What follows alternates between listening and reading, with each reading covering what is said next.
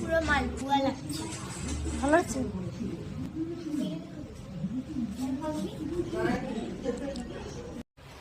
Season প্রায় শেষের মাথায় তালের, তার জন্য ভাবলাম একটু আলাদাভাবে আজকে ট্রাই করি। হ্যালো ফ্রেন্ড, সবাই কেমন আছো? আশা করি ভালো আছো, আমিও ভালো আছি। তো happy Ganesh Puja to all my friend. আজকে আবার একটি রেসিপি নিয়ে তোমাদের কাছে চলে এসেছি। আশা করি রেসিপিটি ভালো লাগবে। ভালো লাগলে অবশ্যই একটি লাইক কমেন্ট শেয়ার করতে ভুলো না। তো আজকে আমি বানাতে চলেছি মালপোয়া। তো মালপোয়া তো এমনি অনেকবার খেয়েছি, কিন্তু আজকে বানাবো তালের মালপোয়া। তো তালের মালপোয়া খেতে কারা কারা ভালোবাসো আমাকে কমেন্টে জানাও, আর যারা করে খেয়েছো আমাকে কমেন্টে জানাও।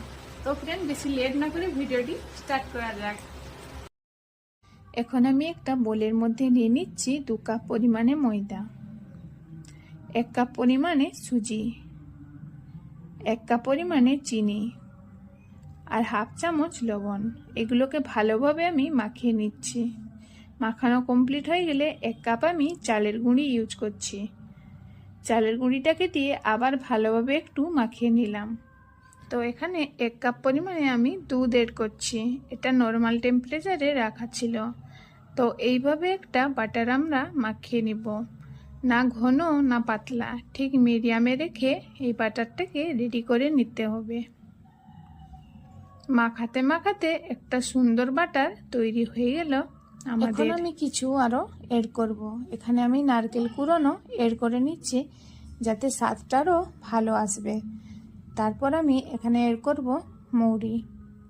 তো এখন আমি মৌরি এড করে নিচ্ছি, দিয়ে আবার ভালোভাবে মিশ্রণটাকে মাখিয়ে নিব, দিয়ে চাপা দিয়ে প্রায় 15 মিনিট মতন রেখে দিব। তারপর আমি তালের মাড় এখানে নিয়ে নিয়েছি। ওই তালের মাড়টা আমি একটু জাল দিয়ে রেখেছিলাম, যাতে তেতো ভাগটা কেটে যাবে।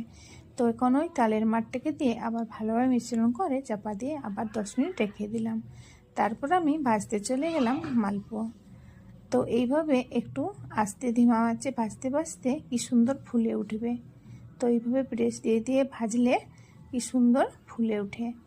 তো এইভাবে আমি আজকে মালপোয়া রেসিপিটি কমপ্লিট করে নিলাম। খেতে দুর্দান্ত হয়েছিল। তোমরাও এইভাবে ট্রাই করে দেখো, আশা করি খুবই ভালো লাগবে। তো ফ্রেন্ড, আজকের রেসিপিটি কেমন লাগলো তোমরা অবশ্যই কমেন্টে জানাও। যদি ভালো লাগে তবে অবশ্যই একটি লাইক কমেন্ট শেয়ার করতে ভুলো না। পরের ব্লগে আবার নতুন নিয়ে তোমাদের সাথে দেখা হচ্ছে। সবাই ভালো থেকো, সুস্থ থেকো, বাই।